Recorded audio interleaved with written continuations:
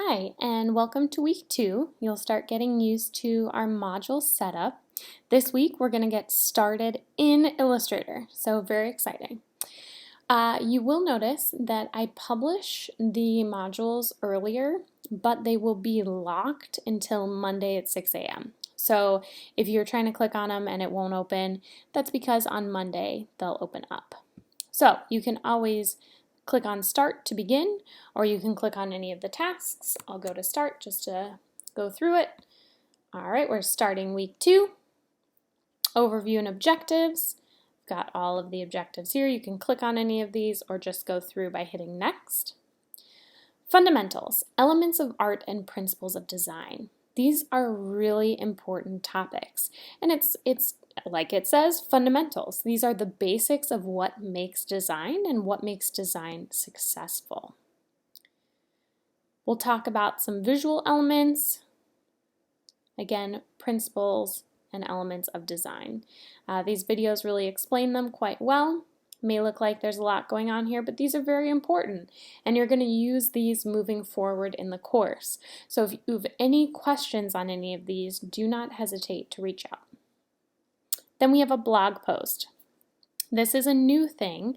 It's important that you're getting an online presence and you're getting used to posting your work. This is also a great way to see progress throughout the term. You will need to create a Blogger account. Okay, you're going to need a Google email for this. So if you don't have one, you might need to create one. You'll go to blogger.com to create your blog.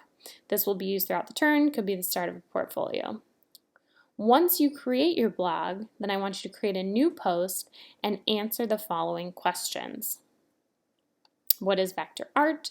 3 examples of art that utilize one or more of the following principles. Make sure to post your thoughts in your own words. Cite any images that you're posting. A really important note is when you submit the link in Canvas, I need it to be from the front end of your blog.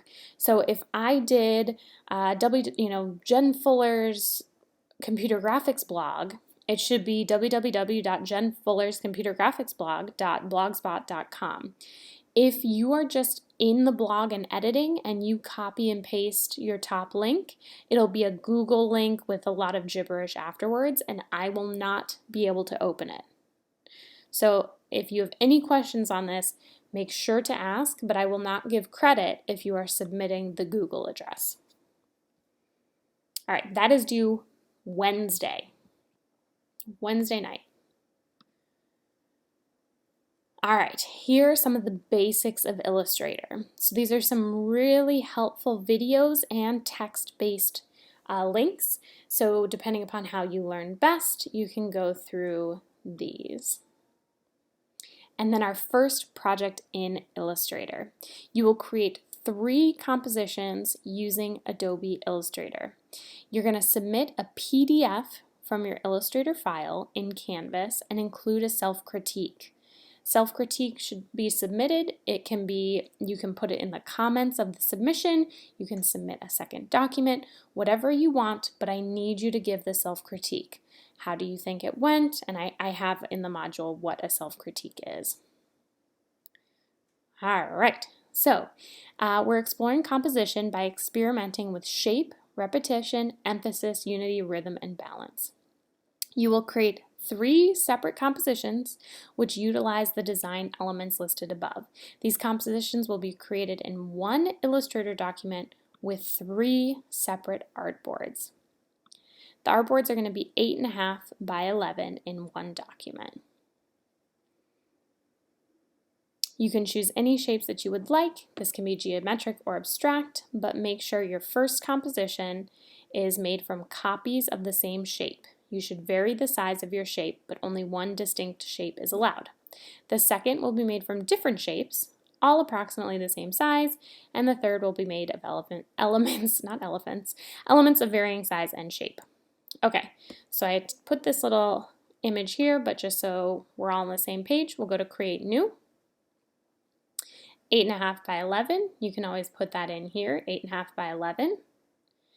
We'll see that it's a portrait document. Artboards, we need to turn that to 3. Color mode is very important. CMYK is for print, RGB is for color. I will most often list what color mode I want you to be in. For these, we're only going to be dealing in web. We're not going to be printing, but you can use whatever color mode you want for this practice assignment. And then you can hit OK. And now you can see I get my 3 artboards. To create a shape, you'll need to click on your shape tools here, rectangle, ellipse, and all of this is in the earlier documentation, but I can create an ellipse, click and drag. We'll make this a gray by double clicking in the color, making it gray, and I'll remove the stroke. Selection tool is hotkey V. I would get used to using some of the hotkeys. And again, I went through that very quickly. I expect that you've read up on some of that. So if you do have questions, let me know. You can always hold Command and Alt or Control and Alt to copy a shape. We can click and drag on a corner to scale. You can see that we can scale, but it's not proportionally. If you want to keep the proportion, hold Shift.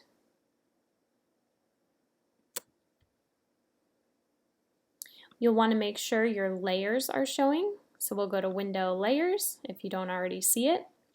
Illustrator is a little different from like Photoshop. Illustrator has sub-layers, so you'll see that all of my shapes are in this layer 1. You can double click to rename.